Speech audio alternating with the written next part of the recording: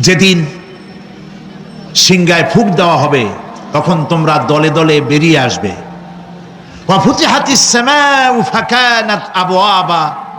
আর আকাশ সমূহ খুলে দেওয়া হবে, তখন তা শুধু দরজা আর দরজা হয়ে যাবে।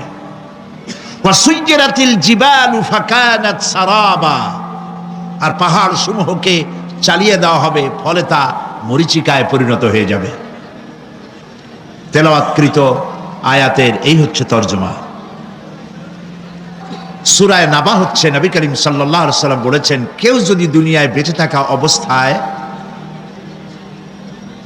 পরকালীন দৃশ্য চোখে দেখতে চায়, সেজন্য সূরা আন-নাবা, সূরা আল-মুরসালাত, সূরা আন-নাজিআত, সূরা আল-ইনফিতার, সূরা আত-তাকবীর, এই সূরাগুলি যেন পড়ে, তাহলে কিয়ামতের দৃশ্য নিজ চোখে অবলোকন করতে পারবে। সুবহানাল্লাহ বলেন। পরকালীন জীবন সম্পর্কে কোরআন যেসব যুক্তি পেশ করেছে, তা হলো আল্লাহর এসব কিছুই বিচক্ষণতার বাইরে ছিল না, লক্ষ্যহীন এবং নিরর্থক নয়। আল্লাহ পাক বলছেন, আফাহাসিবতুম আন্নামা খালাকনাকুম আবাসা ওয়া আন্নাকুম ইলাইনা লা তুরজাউন। তোমরা কি ভেবেছো যে তোমাদেরকে সৃষ্টি করা হয়েছে খামোখা, আর তোমাদেরকে আমার কাছে ফিরে আসতে হবে না? এটাই কি মনে করেছো? আল্লাহ রাব্বুল আলামিন কোরআনে কারীমের অন্যত্র বলেন, আয়াহসাবুল ইনসানু আইয়ুতরাকা সুদা। মানুষ কি ভেবেছে যে তাদেরকে নিরর্থক আমি সৃষ্টি করেছি? মোটেই না। وما خلقنا السماوات والأرض وما بينهما لاعبين। আল্লাহ পাক বলেন, এই আকাশ আর জমিন আর এর মধ্যবর্তী যা কিছু আমি সৃষ্টি করেছি, কোনোটাকে খেল তামাশার বিষয়বস্তু করে তৈরি করি নাই, নিরর্থক করে বানাই নাই। প্রত্যেকটি সৃষ্টির পেছনে বিচক্ষণতার দাবি হিসেবেই সৃষ্টি করা হয়েছে। বিরাট কারণ রয়েছে, খামোখা বানানো হয় নাই। এই পৃথিবীর একদিন শেষ হয়ে যাবে, এই বিশ্ব ব্যবস্থার একদিন পরিসমাপ্তি হয়ে যাবে। এই আকাশ থাকবে না, এই জমিন থাকবে না। বিশ্বাস করেন? আর যারা জবাব দিলেন না, বিশ্বাস করেন? এই আকাশ, এই জমিন, এ মানব গোষ্ঠী কিছুই থাকবে না, একদিন সব শেষ হয়ে যাবে। বিশ্ব ব্যবস্থার পরিসমাপ্তি কিভাবে ঘটবে? কোরআনে কারিমে আল্লাহ রাব্বুল আলামিন পরিষ্কার করে বলে দিচ্ছেন। লক্ষ্য করো কেমনে এই পৃথিবীকে ধ্বংস করা হবে। আল্লাহ পাক কোন জিনিসকে গোপন রাখেন নাই, ওপেন সিক্রেট, সবগুলিকে খুলে খুলে আল্লাহ বয়ান করে দিয়েছেন। এই পৃথিবী আল্লাহ রাব্বুল আলামিন কেমনে ধ্বংস করবেন, কেমনে কিয়ামত হবে, বিশ্ব ব্যবস্থার পরিসমাপ্তি কেমনে হবে, আল্লাহ পাক কোরআনে কারিমে বলেন, ইযাস সামাউ ফাতারাত ওয়া ইযাল কাওয়াকিবু তাসারাত ওয়া ইযাল বিহারু ফুজ্জিরাত ওয়া ইযাল কুবুরু বুসিরাত। ইযাস সামাউ ফাতারাত, আকাশসমূহ বিদীর্ণ হয়ে যাবে, দীর্ণ বিদীর্ণ হয়ে যাবে।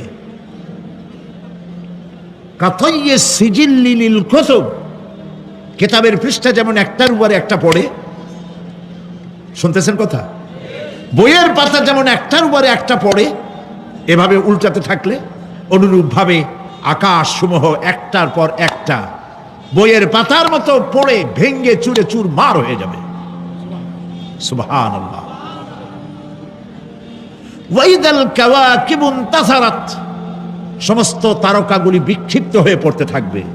তারকা, আপনারা কি মনে করেন নাকি যে তারকাগুলি আতশবাজি যেমন ফুটকে ফুটকে ওঠে, ওই রকম কতগুলি ছিটকে ছিটকে পড়বে, চোখে দেখা যাবে, মাটির সাথে কিছুই পড়বে না, এরকম মনে করেন নাকি?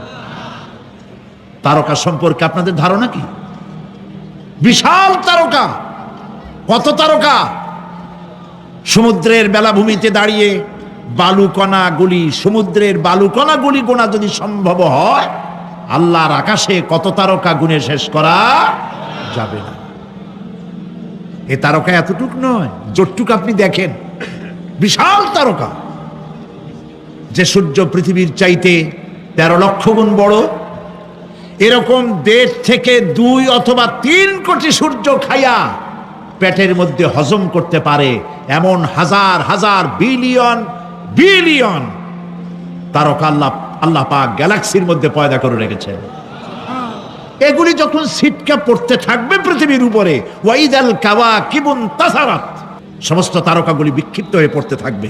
ওয়াইদাল বিহারু ফুজ্জিরাত, সমুদ্রগুলি দীর্ঘ বিদীর্ণ হয়ে যাবে, সমুদ্রের পানিগুলি নিঃশেষিত হয়ে যাবে, তলদেশ ফেটে যাবে এবং তলদেশ থেকে অগ্নি উদ্গীরণ হতে থাকবে, সমুদ্রের তলদেশ থেকে। বিশ্বাস করেন? এই মাটির মধ্যে আছে না আগুন, পাথর পোড়াইয়া আলকাত্রার মতো লাভা বানাই দিতে পারে এমন প্রচন্ড উত্তপ্ত আগুন রয়েছে মাটির ভেতরে। সমুদ্রের পানিসমূহ নিঃশেষিত হয়ে যাবে, দীর্ণ বিদীর্ণ হবে, সেখানে আগুন জ্বলতে থাকবে। কি ভয়াবহ দৃশ্য হবে! আর কবরের মধ্যে যা কিছু আছে কবরগুলি তা উদ্গীরণ করে দেবে। অন্য সূরার মধ্যে আল্লাহ পাক বলছেন, ইযাশ শামসু কুমিরাত ওয়া ইযান নুজুমুন কাদারাত ওয়া ইযাল জিবালু সুয়্যিরাত, যখন সূর্যকে ঢেকে দেওয়া হবে, বিশাল সূর্যটা হারায় যাবে আর তারকাগুলো বিপর্যস্ত হয়ে যাবে, পাহাড়গুলিকে চালিয়ে দেওয়া হবে। ফাইদান নুজুমু তুমিসাত ওয়া ইদাস সামাউ ফুরিজাত ওয়া ইদাল জিবালু নুসিফাত, যখন তারকা স্থিমিত হয়ে যাবে, তারকাগুলিতে কোনো আলো থাকবে না, আসমান বিদীর্ণ হবে, পাহাড় সমূহ উড়ে দেওয়া হবে। সুবহানাল্লাহ বল। পাহাড়গুলি উড়ায় দেওয়া হবে। অবস্থা লক্ষ্য করেন, আকাশ ভেঙে ভেঙে পড়তেছে, তারকাগুলি বিক্ষিপ্ত হয়ে পড়তেছে, সব সমুদ্রের পানি শেষ হয়ে গিয়েছে, সমুদ্রের তলদেশ ফেটে ফেটে অগ্নি উদ্গীরণ করে দিচ্ছে, সূর্য ঢাকা পড়ে গেছে। মহান আল্লাহ রাব্বুল আলামিন বলেন, শুধু সূর্য ঢাকা পড়বে না, মানুষরা দেখতে পাবে ফাইদা বারিকাল বাসারু ওয়া খাসাফাল কমারু ওয়া জুমিআশ শামসু ওয়াল কমার, যখন চক্ষু বিস্ফারিত হবে, মানুষের চোখগুলি ছানা বড় হয়ে যাবে। এই দৃশ্য দেখে চাঁদে আলো নাই, সূর্যতে আলো নাই, চাঁদ আর সূর্য দুটি একাকার হয়ে যাবে। আল্লাহ পাক বলছেন, ওয়া হুমিলাতিল আরদু ওয়াল জিবালু ফাদুক্কাতা দাক্কাতান ওয়াহিদা, জমিন আর পাহাড়গুলোকে এর মধ্যে সংঘর্ষ বাঁধিয়ে দেওয়া হবে, পাহাড়গুলি উঁচু করে মাটির উপরে আছাড় মারা হবে, একই আঘাতে পাহাড়গুলি চূর্ণ বিচূর্ণ হয়ে যাবে। সুবহানাল্লাহ। এই কথার মধ্যে কোনো ভুল আছে? কেবলমাত্র কাফের বেঈমান তাদের কলিজায় এ কথা ভয়ের সৃষ্টি না করতে পারে। ইমানদারদের কলিজা ফেটে যাওয়ার কথা। কি ভয়াবহ দৃশ্য! তারকা পড়তেছে, আকাশ ভাঙতেছে। খালি রাশিয়ার একটা রকেট বহু বছর পর্যন্ত মহাশূন্যে উঠতেছিল, একদিন পত্রপত্রিকায় দেখতে পেলাম ওইটা ভাঙে পড়বে, ওইটার মেয়াদ শেষ হয়ে গেছে, ভাঙে পড়বে। বিশ্ব মহাচিন্তায় পড়ে গেল, কোন দেশে পড়বে? যদি কোনো দেশের উপরে পড়ে সে দেশ শেষ হয়ে যাবে, বিল্ডিং, মানুষ, স্থাপনা সব চূর্ণ বিচূর্ণ হয়ে যাবে, ভয়তে অস্থির। রাশিয়ার বিজ্ঞানীরা চেষ্টা করলো সেটাকে সরাইয়া কোনো জমিনে যাতে না পড়ে মহাসমুদ্রে ভালাবার জন্য চেষ্টা করতে লাগলো। মনে আছে ঘটনা আপনাদের? পত্রপত্রিকা যারা পড়ে মনে থাকারই কথা। রাশিয়ার একটা রকেট, এটার কত বড় হবে, ওইটা ভেঙে চুরে পড়বে, সে ভয়তে দুনিয়া অস্থির। আর আল্লাহ পাক বলছেন, এতে কোনো সন্দেহ নাই। আকাশ একটার পর একটা ভেঙে চুরে চুরমার হয়ে পড়তে থাকবে, তারকাসমূহ বিক্ষিপ্ত হয়ে পড়বে, দরিয়া দীর্ণ বিদীর্ণ হয়ে যাবে, চন্দ্র আর সূর্য ধাক্কা লেগে একাকার হয়ে যাবে, চাঁদে আলো নাই, সূর্যে আলো নাই, অন্ধকার এক বিভীষিকাময় পূর্ণ হয়ে যাবে গোটা বিশ্ব। পাহাড়গুলো উঁচু করে মাটির উপরে আছাড় মারা হবে, এক ধাক্কায় পাহাড়গুলো ভেঙে চুরে চুরমার হয়ে যাবে। সুবহানাল্লাহ। এই অবস্থা যখন, এই ভয়ঙ্কর পরিস্থিতি যারা লক্ষ্য করবে, আল্লাহ রাব্বুল আলামিন বলেন মানুষেরা ভয় অস্থির হয়ে দৌড়াদৌড়ি আরম্ভ করবে।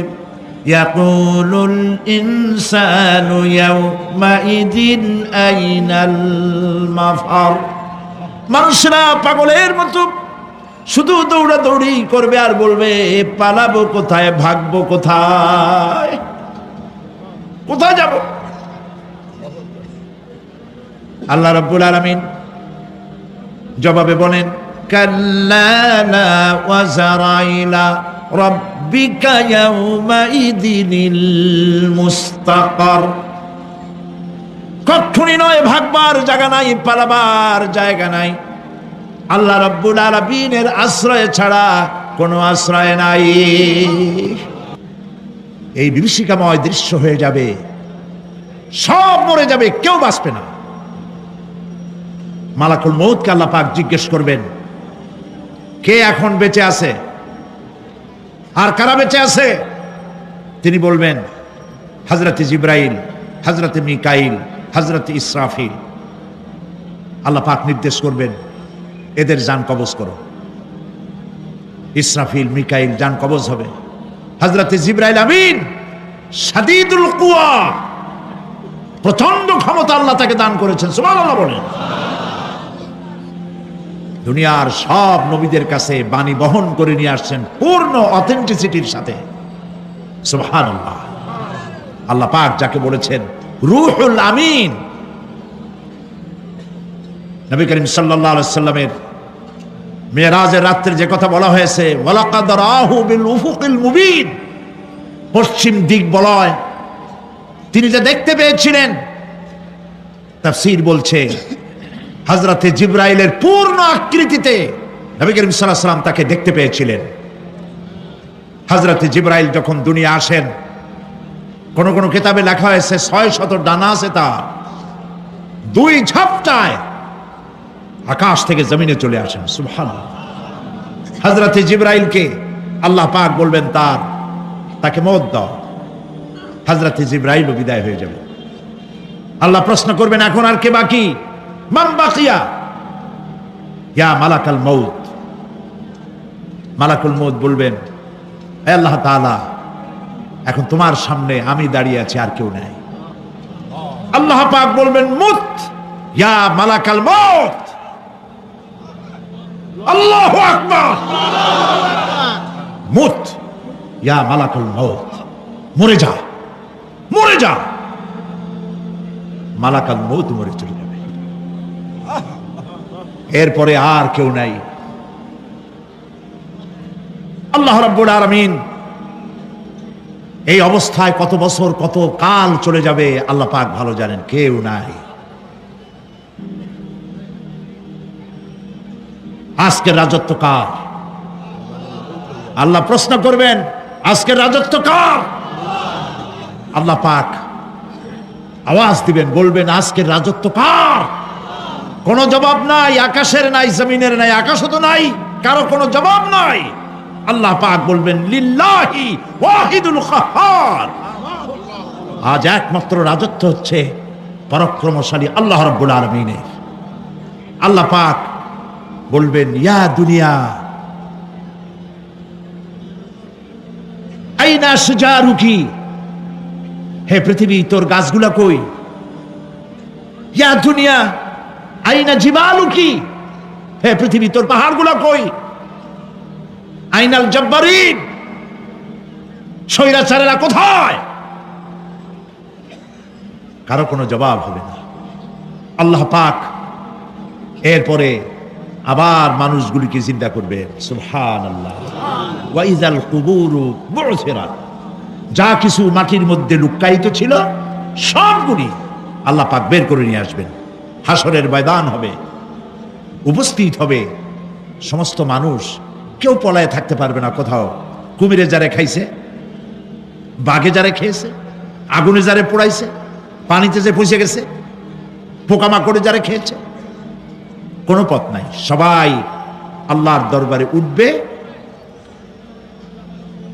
পায়ে জুতা নাই, মাথায় কাপড় নাই, পরনে কোনো কাপড় চোপড় নাই, উলঙ্গ উলাঙ্গিনী। উম্মুল মুমিনিন হযরতে আয়েশা সিদ্দিকা রাদিয়াল্লাহু তাআলা আনহা নবী করিম সাল্লাল্লাহু আলাইহি ওয়াসাল্লামের জবান মোবারকে এটা শুনে কেঁদে ফেললেন, বললেন, ইয়া রাসূলুল্লাহ, আমারও কি সেই অবস্থা হবে? তিনি বললেন, হ্যাঁ। উম্মুল মুমিনিন বললেন, ইয়া রাসূলুল্লাহ, তখন কি আমার শরম হবে না? আল্লাহর নবী বললেন, কিয়ামতের এই বিভীষিকাময় দৃশ্য দেখে মানুষ মানুষের দিকে তাকাবার কোনো হুঁশ থাকবে না। সব মানুষ উপরের দিকে তাকায় থাকবে, নিচে তাকাবার কারো কোনো ক্ষমতা থাকবে না। মানুষ অস্থির হয়ে যাবে। সেই হাসরের ময়দান, বিচারক আল্লাহ রাব্বুল আলামিন প্রত্যেকটি মানুষকে তার কৃতকর্মের জন্য হিসাব দিতে হবে। আল্লাহ রাব্বুল আলামিন বলেন, পরকালীন জীবনের ব্যবস্থাপনাটা কেমনে হবে শোনো। ইন্নাস সামআ ওয়াল বাসারা ওয়াল ফুআদা কুল্লু উলাইকা কানা আনহু মাসউলা। কিয়ামতের দিন প্রত্যেকটি মানুষকে তার শ্রবণ সম্পর্কে, তার দৃষ্টি সম্পর্কে, আর অন্তঃকরণের কল্পনা সম্পর্কে প্রত্যেকটি ব্যাপারে আল্লাহ পাক জিজ্ঞাসা করবেন। কান দিয়েছিলাম, কি শুনেছো? যা শুনছো তা আমল করেছো কিনা? আমার নিষেধ করা জিনিসগুলি শুনছো নাকি? কানের জবাব দিতে হবে। কান আল্লাহ পাক দিয়েছেন, সুবহানাল্লাহ, আল্লাহ পাক দিয়েছেন কান। এই কান দুটো যার নাই, কান আছে শুনতে পায় না, কত বড় কষ্টে আছে সে। মানুষের চিল্লায় কথা কয়, সে বুঝেই না। আছে না এমন? এই কানের সম্পর্কে প্রশ্ন করা হবে, শ্রবণ সম্পর্কে, দর্শন সম্পর্কে প্রশ্ন করা হবে। যা দেখতে নিষেধ করেছি সেগুলো দেখছো নাকি? এর শুকরিয়া আদায় করেছো নাকি? দুটি চোখ, এর শকর আদায় করা কি সম্ভব ভাই? আদায় করা সম্ভব? এই দুটি চোখ যদি না থাকতো, আমার গর্ভধারিণী মাকে দেখতে পারতাম না। এই সুন্দর চোখ দুটি যদি আল্লাহ না দিতেন, আল্লাহর এই সুন্দর সৃষ্টি দেখা থেকে বঞ্চিত হয়ে যেতাম। আল্লাহকে বলি, মনিব, হে বিশাল আকাশের মালিক, তুমি দয়া করে না চাইতে আমাদের শরীরে যা দিছো নিয়ামত, মৃত্যুর আগে ছিনায় নিও না। দুটি চোখের শকর আদায় করতে পারবো না। চোখের মধ্যে পানি আছে, কান্নার পানি না, সবসময় চোখে পানি আছে। চোখে আমরা পলক দেই না? কত কুদরত আল্লাহ পাকে। এই পৃথিবীতে দিনে রাতে অসংখ্য পলুয়েশন, রোগ জীবাণু সমানে উঠতেছে। এখন যদি মাইক্রোস্কোপ যন্ত্র এখানে থাকতো, তাহলে দেখতেন এই পরিবেশটা কত দূষিত, কত পলুয়েশন, কত জার। এগুলি নাকের মধ্যে দিয়ে পেটে যাচ্ছে, চোখের মধ্যে ঢুকতেছে। ক্রমাগত চোখের ভিতরে ধুলাবালি ঢুকবে, আর পরিষ্কারের কোনো ব্যবস্থা যদি না করা হয়, চোখের দৃষ্টি নষ্ট হয়ে যেতে পারে। এই জন্য আল্লাহ রাব্বুল আলামিন চোখের ভিতরে মেডিসিন রূপী এক প্রকারের পানি রেখেছেন, আর অটোমেটিক চোখের পাতা ওঠানামা করে প্রতি মুহূর্তে চোখকে ক্লিন করে দিতেছে। এই চোখ সম্পর্কে আল্লাহ রাব্বুল আলামিন প্রশ্ন করবেন, অন্তঃকরণ সম্পর্কে প্রশ্ন করবেন। জবাব দেওয়া সেদিন বড়ই কঠিন হয়ে যাবে। এই জন্য আল্লাহ রাব্বুল আলামিন দুনিয়াবাসীকে সতর্ক করে দিচ্ছেন। তিনি আরো বলছেন, ওয়ালাকাদ খালাকনাল ইনসানা ওয়া না'লামু মা তুওয়াসবিসু বিহি নাফসু ওয়া নাহনু আকরাবু ইলাইহি মিন হাবলিল ওয়ারিদ। মানুষ সৃষ্টি করেছি আমি, তার অন্তঃকরণে কি চিন্তা হয়, কি কল্পনা হয় তাও জানি আমি। আর আমি আমার বান্দার যেই সাহারাগের উপরে মাথাটা খাড়া আছে, এই রোগের চাইতেও আমি বান্দার বেশি নিকটে। আল্লাহ পাক গোপন রাখেন নাই, বলে দিচ্ছেন আমি কিন্তু এখানে আছি। সুবহানাল্লাহ। আচ্ছা বলেন তো আল্লাহ কোথায় আছেন? এটি একটি মুশকিলের প্রশ্ন। সাধারণত লোকেরা বলে আল্লাহ সব জায়গায় আছে। এই কথা, এই জবাব সঠিক নয়। আকীদা সাফ হতে হবে।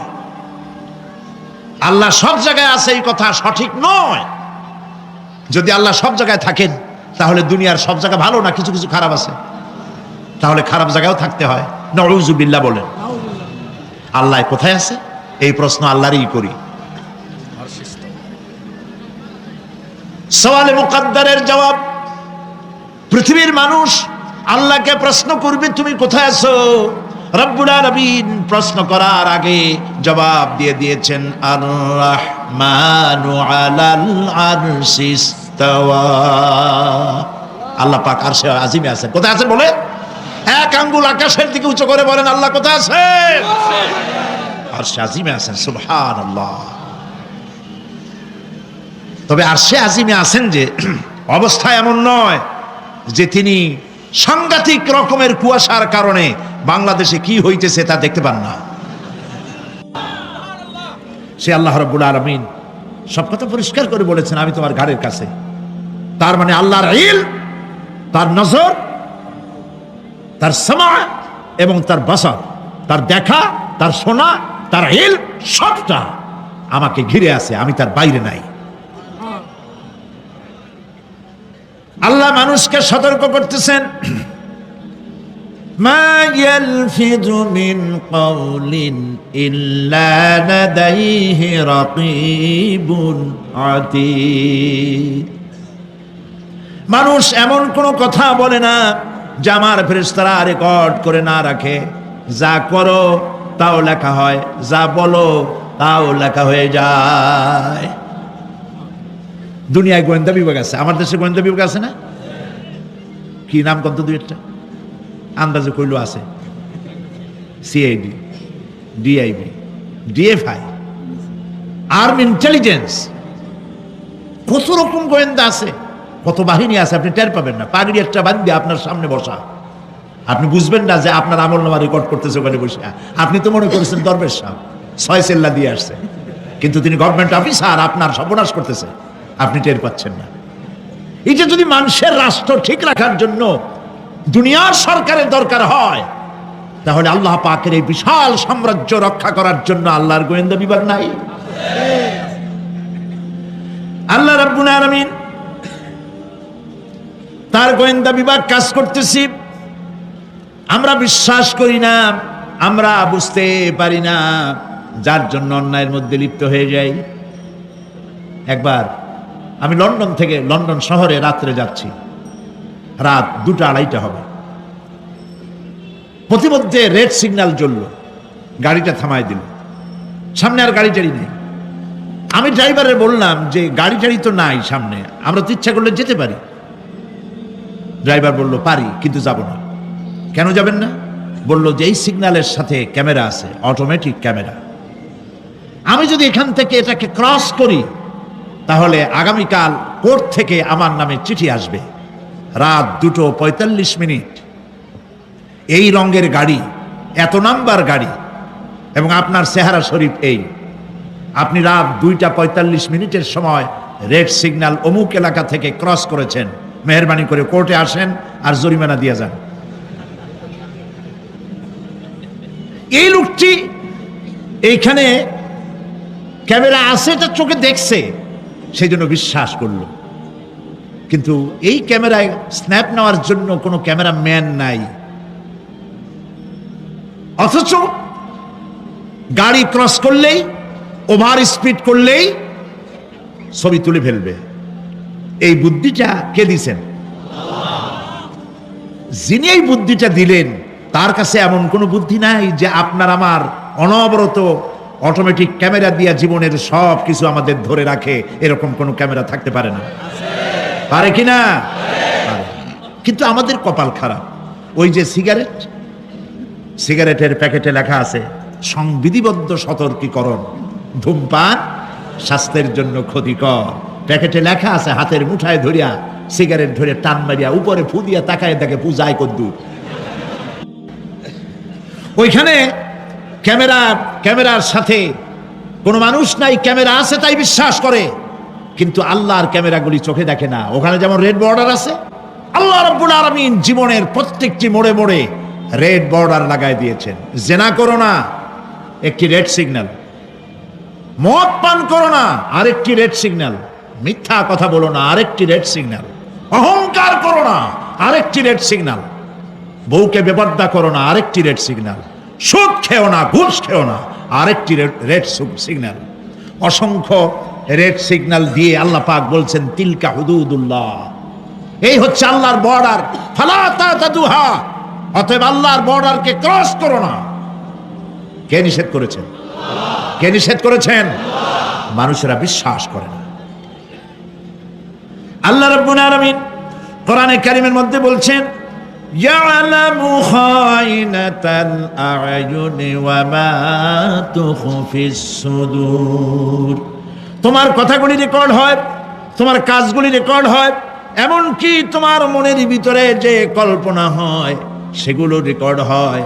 আর চোখে কি লুকোচুরি খেলে আল্লাহ তাও জানতে পারে। সানগ্লাস পরে চোখের ফাঁক দিয়া কারে দেখো, কেউ টের পায় না। টের পায় কে? জোরে বলেন আল্লাহ পাক। মহান আল্লাহ রাব্বুল আলামিন বলেন কোন গুনার কাজ করে, কোন সামান্যতম গুনার কাজ করেও এড়াতে পারবে না, এবং সামান্যতম ভালো কাজ করলেও তাতে পুরস্কার থেকে মাহরুম হবে না। আল্লাহ পাক বলেন ওয়া ইন কানা মিসকালা হাববাতিন মিন খারদালিন আতাইনা বিহা ওয়া কাফা বিনা হাসিবিন। একটি সরিষা পরিমাণ আমলকেও আল্লাহ পাক কিয়ামতে হাজির করবেন। হিসাব নেওয়ার জন্য আল্লাহ পাক বলেন আমি যথেষ্ট। সুবহানাল্লাহ। হিসাব নেওয়ার জন্য আল্লাহ পাক যথেষ্ট। হযরত ওমর রাদিয়াল্লাহু তাআলা আনহু আমিরুল মুমিনিন, খলিফাতুল মুসলিমিন হযরত ওমর ইবনুল খাত্তাব বলেন রাদিয়াল্লাহু তাআলা আনহু, সুবহানাল্লাহ।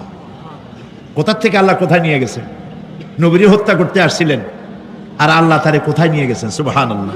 নবীজি বলেছেন লা নবিয়্যা বাদি ওয়ালা রাসূলা, আমার পরে নবীও হবে না, রাসূল হবে না। যদি কেউ নবী বা রাসূল হইতো, কে হইতো? ওমরের আল্লাহ নবী বানাই দিতেন। সুবহানাল্লাহ। সেই ওমরের কতটুকু জানি আমরা? অনেক কিছুই জানি না। হযরত ওমর রাদিয়াল্লাহু তাআলা অন্ধকার রাত্রে একদিকে যাচ্ছিলেন, পেছনে কিছু লোক ছিল। হঠাৎ করে তিনি প্রশ্ন করলেন, আচ্ছা তোমাদের মধ্যে কেউ কি বলতে পারো কোরআনে কারীমের মধ্যে সবথেকে হতাশাব্যঞ্জক আয়াত কোনটি? অন্ধকারের ভেতরে একজনে জবাব দিলেন ফামান ইয়া'মাল মিসকালা যাররাতিন খায়রান ইয়ারাহ ওয়া মান ইয়া'মাল মিসকালা যাররাতিন শাররান ইয়ারাহ। এর অর্থ হলো যদি কেউ যারা পরিমাণ সরিষা পরিমাণ ভালো কাজ করে কিয়ামতে সেটা দেখতে পাবে, আর যদি সামান্য সরিষা পরিমাণ গুনার কাজও করে, খারাপ কাজ করে, সেটা দেখতে পাবে। এই আয়াতটি যখন নাজিল হয়, এই সূরা যখন নাজিল হয়, হযরতে আবু সাঈদ খুদরি রাদিয়াল্লাহু তাআলা আনহু তিনি রাসূলুল্লাহকে প্রশ্ন করলেন, ইয়া রাসূলুল্লাহ, আল্লাহ যে আয়াত নাজিল করলেন কিয়ামতের দিন আমি কি আমার এমন কি ছোট্ট পাপও কি দেখতে পাবো? আল্লাহর নবী বললেন আল্লাহ বলেছেন অবশ্যই দেখতে পাবা। হযরত আবু সাঈদ খুদরি রাদিয়াল্লাহু তাআলা আনহু চিৎকার করে কেঁদে উঠলেন, বললেন তাহলে তো আমি মরেই যাব। আমার ছোট্ট পাপটাও যদি আমি দেখি কিয়ামতে, আমি তো মরে যাব।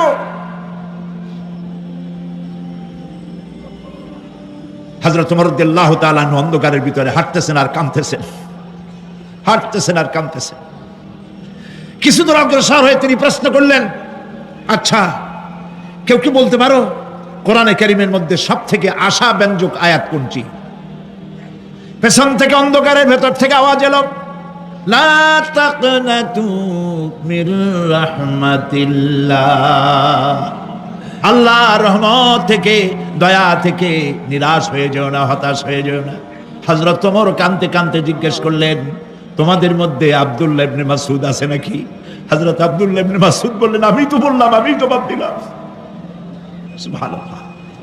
রাইসুল মুফাসসিরিন হযরত আব্দুল্লাহ ইবনে মাসউদ রাদিয়াল্লাহু তাআলা আনহু, তার পা খুব ছোট ছিল। হাদিস শরীফে এসেছে সাহাবীরা তার পা দেখে একটু মুস্কি মুস্কি হাঁটতেছিল, এত ছোট পা। নবী করিম সাল্লাল্লাহু আলাইহি ওয়াসাল্লাম বললেন, আব্দুল্লাহ ইবনে মাসউদের পা ছোট দেখে হেসো না, কিয়ামতের দিন আব্দুল্লাহ ইবনে মাসউদের ছোট্ট পাটা উহুদ পাহাড়ের চাইতে ওজন বেশি হয়ে যাবে। সুবহানাল্লাহ, সুবহানাল্লাহ। প্রিয় ভাই সব, এই হচ্ছে নবী করিম সাল্লাল্লাহু আলাইহি ওয়াসাল্লাম।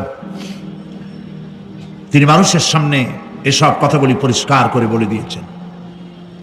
সেদিন কোনো উপায় থাকবে না, সেই কিয়ামতের মাঠ।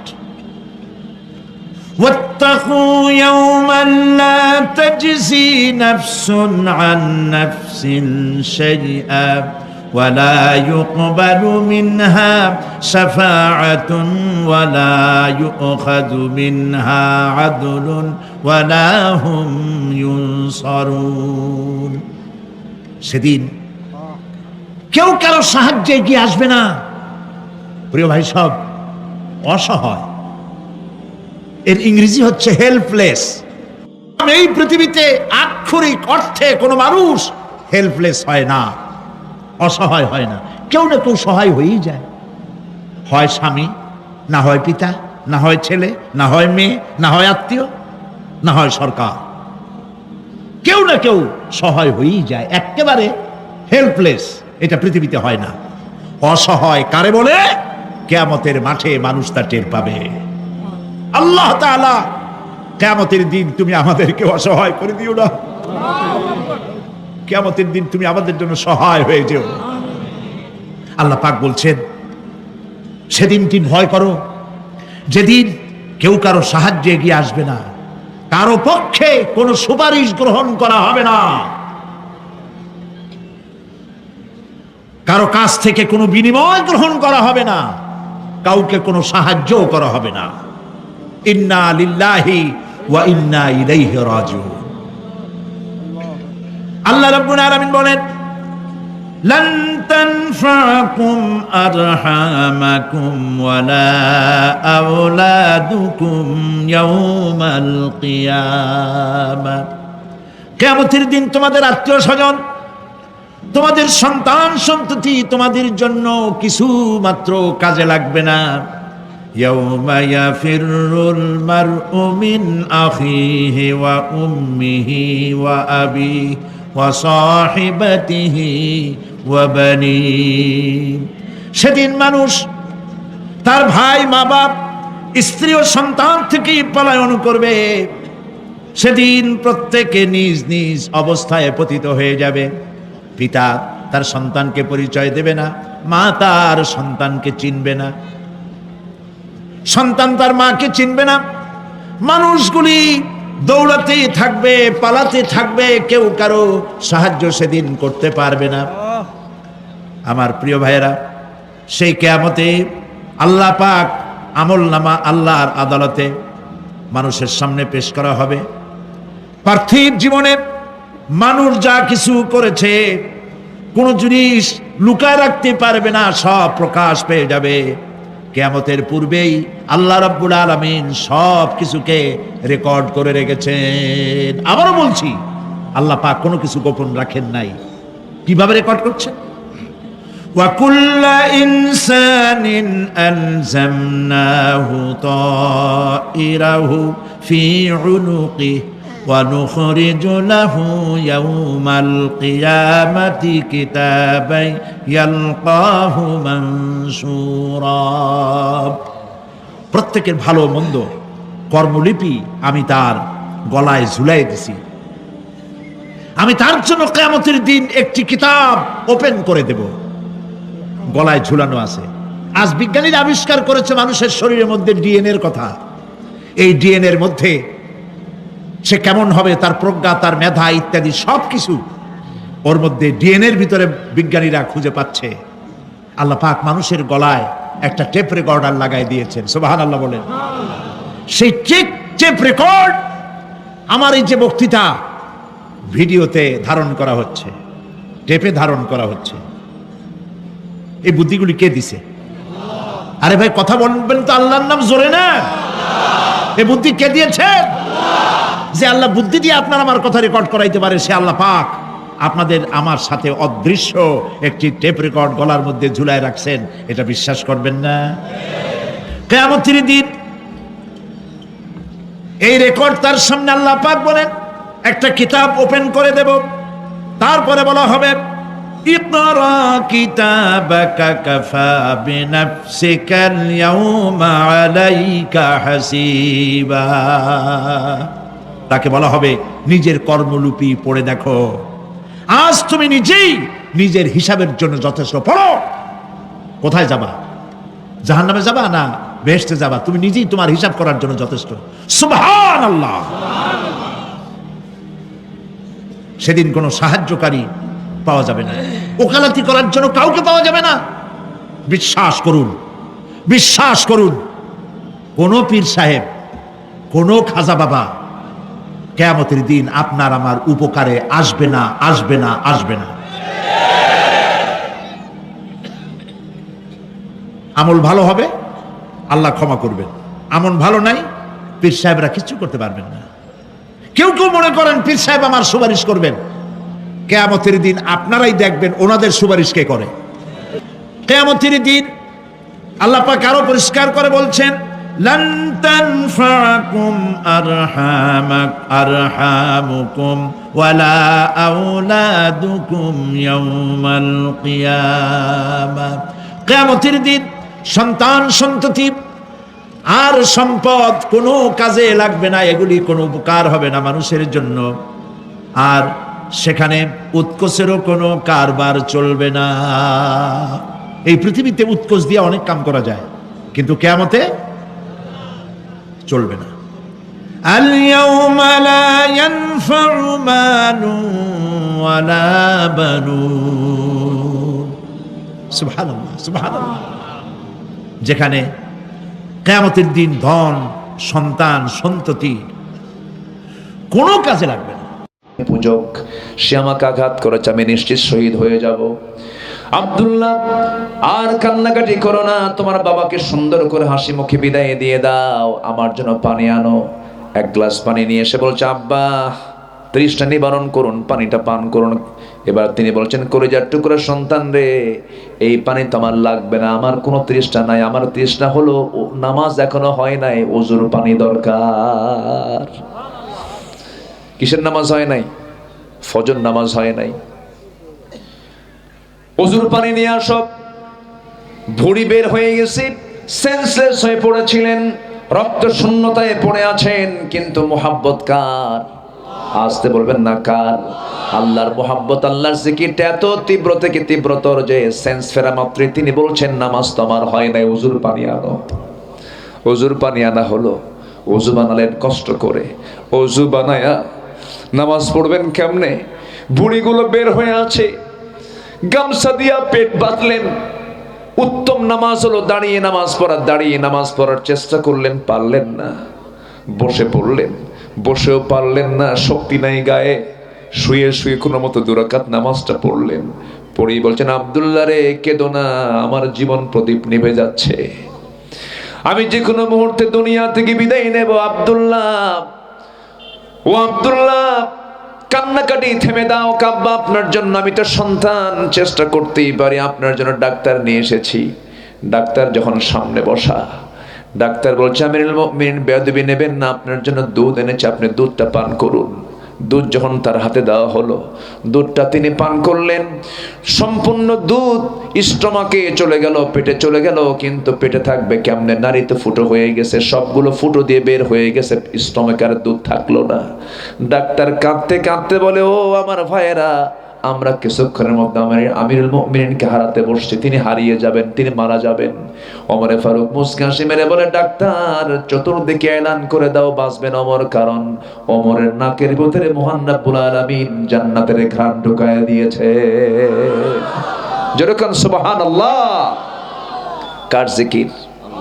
আসতে বলবেন না, কার জিকির? এক সময় না সব সময়, এক সময় না সব সময়, সব সময়। সাইয়েদনা ওমর ফারুক রাদিয়াল্লাহু তাআলা আনহু দুনিয়া থেকে বিদায় নেবেন। সন্তান আব্দুল্লাহকে ডাক দিয়ে বলছে, আব্দুল্লাহ, গত 2 বছর আগে আমার বন্ধু, সারা জীবনের বন্ধু আবু বকরকে নবীর কবরের পাশে শোয়া দিয়েছি। আমার বড় শখ, আমি আমার নবীর পাশে ঘুমাবো, কিন্তু জায়গা তো আমার না, জায়গা তো আম্মা জান আয়েশা সিদ্দিকার। আমি কেমন করে সেই জায়গায় আশা করব? যদি আয়েশা আমাকে দেয় তাহলে তো জায়গায় আসা, তাহলে তো আমি থাকতে পারবো। অতএব আমার সাকরাতুল মউতের লক্ষণ চলে আসছে, আব্দুল্লাহ মরে যাব যখন তখন আমার পক্ষ থেকে আম্মা জান আয়েশার কাছে গিয়ে আমার ব্যাপারে প্রস্তাব দাও, আমি তার কাছে জায়গাটা ভিক্ষা চাই, আমাকে যেন জায়গাটা সেজন্য দেয়। যে গিয়ে যখন এমন প্রস্তাব যখন দেওয়া হলো, আম্মা জান আয়েশা সিদ্দিকা কাঁদতে কাঁদতে বলছেন, আরে শহীদের মর্যাদা পেতে যাচ্ছে, অর্ধ দুনিয়ার শাসন করতে ওমর, এমন একজন মহান ব্যক্তি আমার কাছে সামান্য একটা জায়গা চাচ্ছে, আমি কেমন করে কৃপণতা করি? আমি আমার কবরের জায়গাটুকু না, আমি ওমরে ফারুক রে এই মুহূর্তে দান করে দিলাম। জোরে কাম সুবহানাল্লাহ, আরো জোরে বলে সুবহানাল্লাহ। কি পরিমাণ ভালোবাসা নবীর সঙ্গে ছিল, দোয়াটার মধ্যে নবীর মোহাব্বত ছিল। ওয়াজআল মাউতি ফি বালাদি রাসূলিক, আল্লাহ তুমি আমার মৃত্যুটা নবীর শহরে দিয়ে দিবা, আমি নবীর সঙ্গে ঘুমাবো, নবীর পাশে থাকবো আমি। কি মোহাব্বত তার মধ্যে ছিল। মাস 4 আগে আমার মদিনায় সফর ছিল, মদিনায় আমি জিয়ারার জন্য গিয়েছিলাম, ওমরার পরে মদিনায় চলে গেলাম। আমার ছেলের সাথে ছিল, পরিবার সাথে ছিল। ছেলেকে বললাম, আব্বা চলো, আমার নবীজির হাদিস, মা বাইনা বাইতু মিম্বারি রাউদাতুম মিন রিয়াদিল জান্নাহ, আমার নবীজি বলেছেন, আমার ঘর এবং আমার মিম্বার এর মাঝখানের যে ফাঁকা জায়গাটুকু আছে, এই ফাঁকা জায়গাটুকু হলো জান্নাতের টুকরা। যেরকম সুবহানাল্লাহ। ও আব্বা চলো দেখতে যাই। দেখতে গেলাম, রাত 3টার দিকে বহুবার দেখেছে জীবনে, কিন্তু এবারের যাওয়াটা ছিল একটু ভিন্ন রকমের, আল্লাহ পাক সহজ করে দিয়েছিলেন।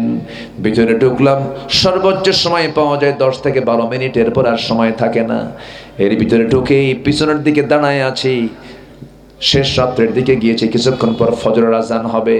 কিন্তু আমি চিন্তা করছি, ফজর নামাজটা যদি ভিতরে পড়তে পারতাম, চিত্তের বড় প্রশান্তি পেতাম, অন্তরে বড় প্রশান্তি পেতাম। মনে মনে ফিকির করছি কি করা যায়।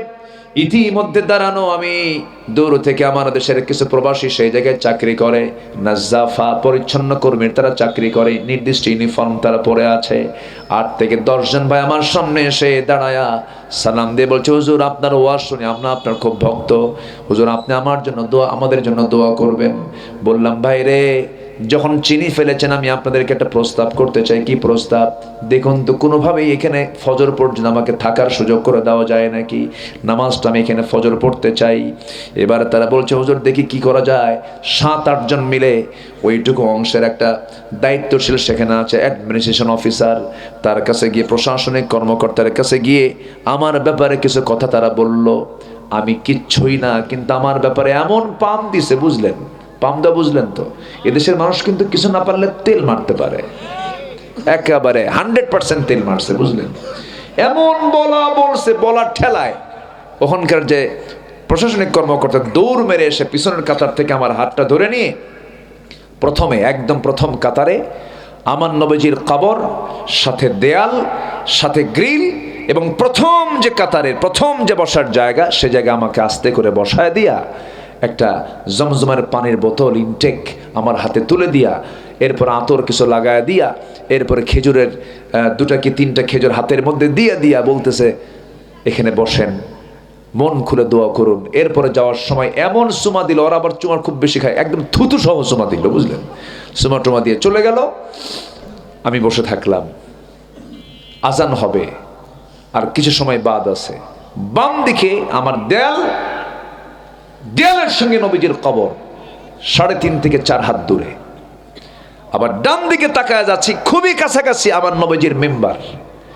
মাঝখানের প্রথমে একদম সামনের কাতারে বসা, দুটো হাত দিয়ে শুধু জায়গাগুলো আমি নাড়তেছি, ছোঁয়া দিচ্ছি আর ভাবতেছি, আহারে এই জায়গাতে অসংখ্যবার নবীজি চলাফেরা করেছেন, বসেছেন, শুয়েছিলেন, কত নড়াচড়া, বদর, উহুদ, খন্দক, হুনাইন, মুতার যুদ্ধ, সব যুদ্ধ পরিচালনা করেছেন এই জায়গায় বসে বসে।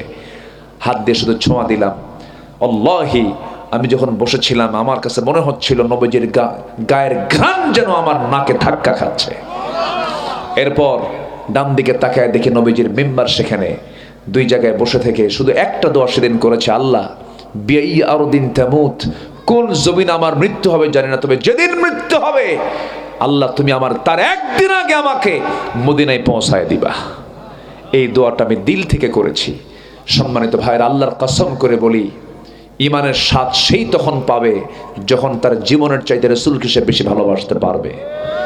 ইমানের স্বাদ সেই পাবে যে জীবনের চাইতে সে আল্লাহকে বেশি ভালোবাসতে পারবে। আল্লাহ রাব্বুল আলামিন এমন মুহাব্বত প্রত্যেকটা হৃদয় আল্লাহ পাক জাগ্রত করে দেন। জোরে বলি আল্লাহুম্মা আমিন, আরো জোরে আল্লাহুম্মা আমিন, আরো জোরে আল্লাহুম্মা আমিন।